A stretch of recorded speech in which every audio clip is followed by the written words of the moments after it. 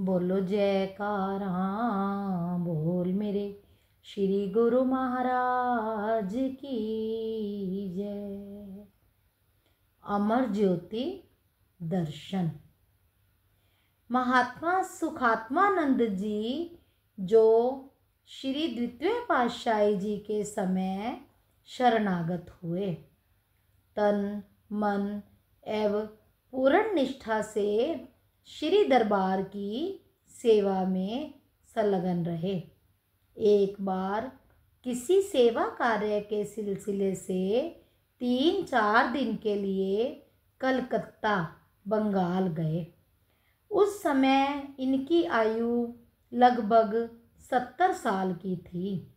वहाँ रास्ते में इनकी एक व्यक्ति से भेंट हुई जो ज्योतिष विद्या में सक्षम था और उसे रेखाओं का भी पूर्ण ज्ञान था।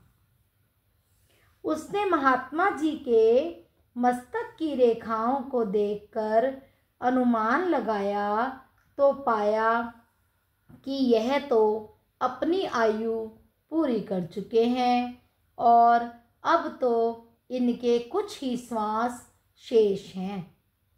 उसने महात्मा जी के पास आकर कहा, संत जी, मेरी विद्या अनुसार आपकी आयु का योग शीघ्र ही समाप्त होने वाला है।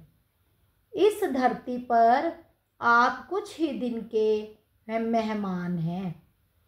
उसे क्या मालूम था कि पूर्ण सतगुरु की भक्ति करने वाले सेवकों पर काल का कोई वार नहीं चल सकता।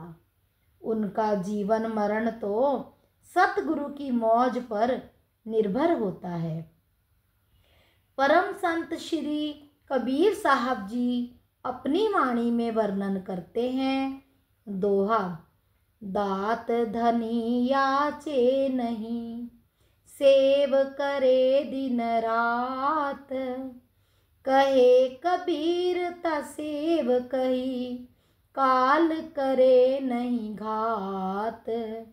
जो सेवक सभी इच्छाओं का त्याग करके पूर्ण समर्पण भाव से दिन रात सेवा में संलग्न रहता है, काल उसका कुछ नहीं बिगाड़ सकता।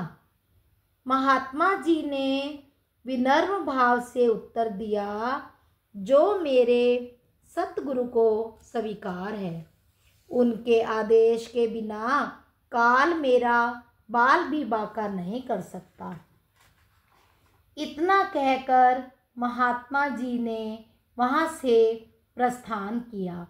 जब वे श्री आनंदपुर पहुँचे, श्री प्रभु जी ने मौजवंश इन्हें अपने पास बुलाया और फरमाया, महात्मा जी, कैसा रहा बंगाल का सफ़र? कोई परेशानी तो नहीं हुई? महात्मा जी ने विनय की, नहीं महाराज जी, आपकी कृपा से कोई कठिनाई नहीं आई।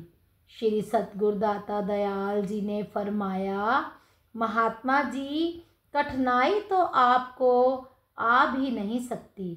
आपने मौजवंश अपने दोनों कर कमल महात्मा जी के सिर पर रखते हुए सहज स्वभाव ही ये श्री वचन किए, आप जब तक चाहें इस धरती पर रह सकते हैं, काल भी आपके वश में रहेगा।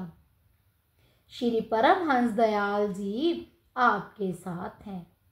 इन श्री वचनों को श्रवण कर वहाँ उपस्थित सब गुरुमुख हतप्रभ रह गए।